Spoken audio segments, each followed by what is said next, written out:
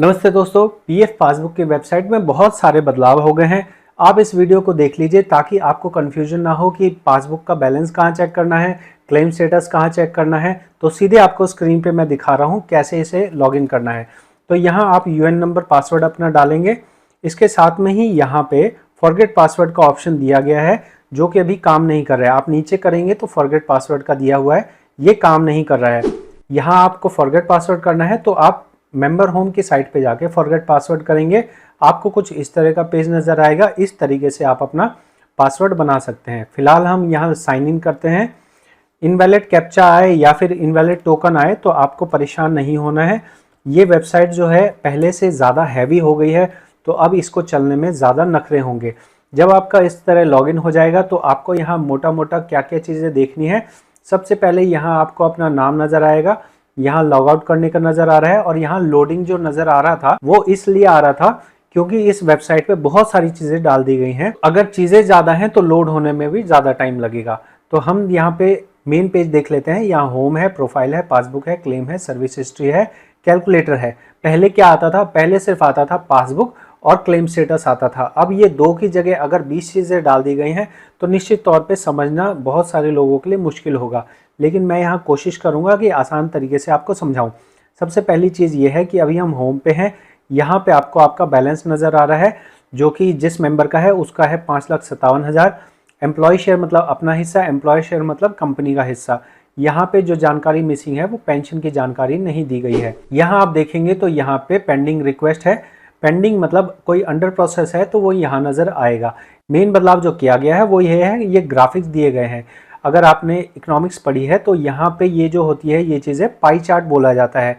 Pie chart मतलब है कि आपको तस्वीर के माध्यम से बताया जाएगा कि आपका क्या है। तो यहाँ एम्प्लॉय शेयर मतलब है कि रेड वाला एरिया एम्प्लॉय शेयर का है और ब्लू वाला एरिया एम्प्लॉयर शेयर का है। तो ये पाई चार्ट में दिखाया गया है कि टोटल बैलेंस में कितना हिस्सा क्या है। इसके साथ में नीचे आप चलेंगे तो यहाँ आपको कंपनी के बारे में बताया जा रहा है। जिस कंपनी में अभी आप काम कर रहे हैं वो करंट एस्टेब्लिशमेंट के बारे में, कंपनी का नाम, कंपनी की ID, member ID, date of joining, experience, आपने कब से ज्वाइन किया है और आपने कितने साल से यहाँ नौकरी की है, ये बताया जा रहा है। साथ में ही अगर आपको पुरानी सर्विसेज को देखना हो कुछ इसी तरह से तो आप यहाँ पे क्लिक कर सकते हैं। ये हमने होम देख लिया है। अब हमारा नेक्स्ट पॉइंट है प्रोफाइल देखना। देखो प्रोफाइल में ना बहुत सारी चीज़ें डाल दी गई। जो चीज़ें आप यहाँ मेंबर होम में देखा करते थे ना, सब कुछ उठा के यहाँ पे डाल दिया गया जिसकी बिल्कुल भी ज़रूरत नहीं थी, लेकिन डाल दिया गया है। तो मैं आपको समझा देता हूँ। यहाँ पे आप देखेंगे तो यहाँ सबसे पहले नाम, UN number, mobile number, email ID, KYC detail, basic detail, ये सब लिखा हुआ है। तो बेसिक डिटेल और केवाईसी में आपको क्या क्या बताया जा रहा है ये समझ लीजिए। केवाईसी के अंदर आपका नाम एज पर आधार और Aadhaar number, PAN number, name age पर पैन नंबर। देखो अगर पैन में और आधार में नाम मिसमैच है तो उसको आप टैली कीजिए, पैन कार्ड में करेक्शन कीजिए और आधार से पैन में मैच कीजिए। कृपया करके आधार कार्ड चेंज मत कीजिएगा, वरना आपका आधार कार्ड चेंज होने से आपका पीएफ अकाउंट एक्सेस नहीं कर पाओगे। तो अगर वर्तमान में आपका आधार से यूएन नंबर लिंक है तो कृपया करके उसे चेंज ना करें। पैन नंबर, बैंक डिटेल्स यहाँ लिखी हुई हैं। साथ में ही बेसिक डिटेल में आ रहे हैं full name, date of birth, gender, husband है या फादर है। ये रिलेशनशिप में एफ लिखा है मतलब फादर, एच लिखा है तो हस्बैंड। फिजिकल हैंडीकैप नहीं है तो नो लिखा आएगा। केवाईसी वेरिफिकेशन मतलब जो आपका आधार वेरीफाई हुआ है वो किस तरह से हुआ है। तो 3 ऑप्शन में से एक ऑप्शन आपके लिए होगा। ज़्यादातर लोगों के लिए ये सेकंड वाला ऑप्शन होगा। तो ये हमने प्रोफाइल समझ लिया है।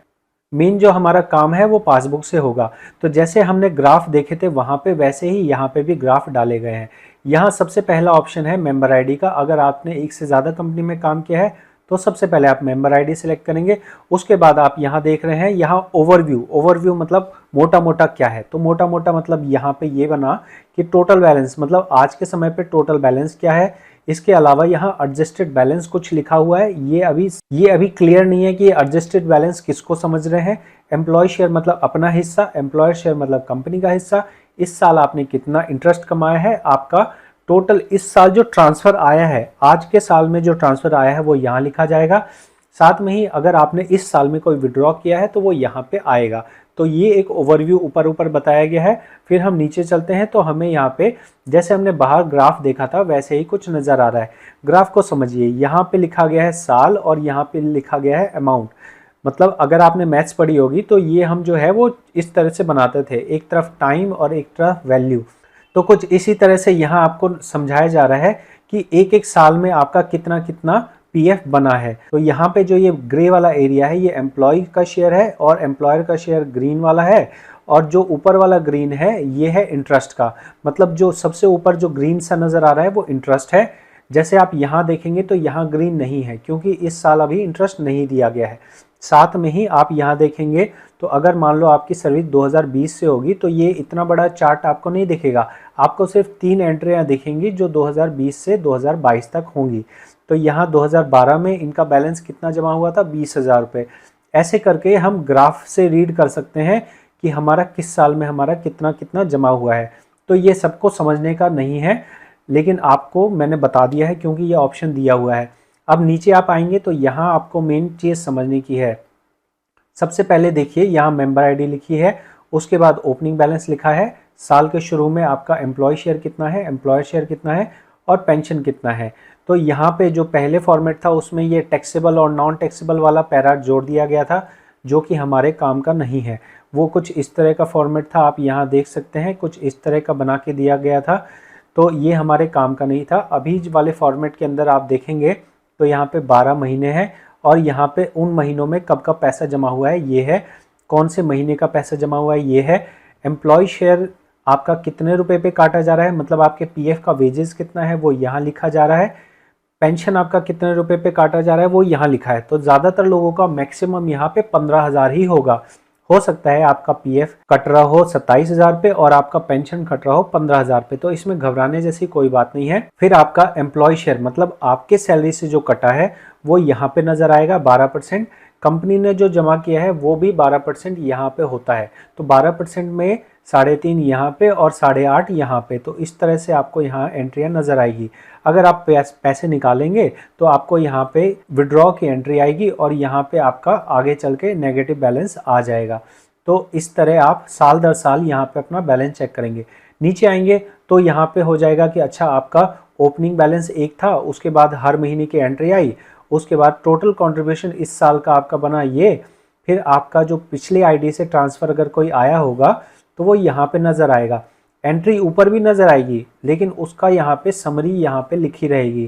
फिर आपका टोटल आपने कितना निकाला है वो रेड नज़र से आएगा, इंटरेस्ट की एंट्री यहाँ पे नज़र आएगी और साथ में ही क्लोजिंग बैलेंस आपका ये नज़र आएगा। इंटरेस्ट कैसे नज़र आएगा वो अगर देखना है तो हम पिछले साल का देख सकते हैं, क्योंकि इस साल तो इंटरेस्ट मिला नहीं है।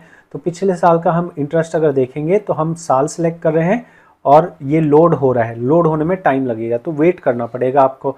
यहाँ देखिए यहाँ पे इंटरेस्ट की एंट्री आ रही है, यहाँ आप देख सकते हैं 23,000 रुपये इंटरेस्ट है, 10,000 रुपये इंटरेस्ट है, इस तरह से है। अब मेन जो प्रॉब्लम है वो ये है कि जैसे पहले वाली पासबुक में जब आप पासबुक डाउनलोड करते थे तो इस तरह से आपके पास पूरा एक ही फाइल बन के आती थी, लेकिन आज के टाइम पे जब आप पासबुक यहाँ डाउनलोड करेंगे तो आपको प्रॉब्लम ये आएगी कि 1 साल की ही एंट्री नज़र आएगी। तो आपको ये कैसी पासबुक नज़र आएगी, डाउनलोड फाइल करेंगे, आप इसे खोलेंगे तो इस तरह से आपको 2 पेज नज़र आएंगे। इसमें 2 पेज में पहला पेज समझते हैं। पहले पेज में आपको इस 1 साल के बारे में जानकारी दी जा रही है, 21-22 के बारे में, कि आपका ओपनिंग बैलेंस कितना है, उसके बाद साल दर साल आपका कितना पैसा जमा हुआ, उसके बाद जो ट्रांसफ़र की एंट्री है वो आ गई और साथ में ही क्लोजिंग बैलेंस आज के टाइम पे आपका कितना है वो आ गया। अब नीचे आएंगे तो यहाँ एक शीट आपको और नज़र आएगी जो कि 99% लोगों के लिए काम की नहीं है, सिर्फ 1% लोगों के लिए काम की है। अब ये कहानी क्या है, कहानी ये है कि कोई अगर 2.5 लाख रुपए साल का फ्रेश 2.5 लाख हो सकता है आपका बैलेंस 5 लाख हो, लेकिन अगर साल भर में आप 2.5 लाख से कम रुपए पीएफ के अंदर जमा करते हैं तो आपका यहाँ नॉन टैक्सेबल के अंदर लिखा जाएगा। जैसे ये भाई साहब जो हैं वो 2700 रुपये जमा करते हैं तो इनका जो है वो 2.5 लाख से कम है, इस वजह से यहाँ टैक्सेबल के अंदर 00 आ रहा है। तो आपका भी यहाँ पे 00 आ रहा होगा। तो ये जो सेकंड पेज है ये आपके किसी काम का नहीं है।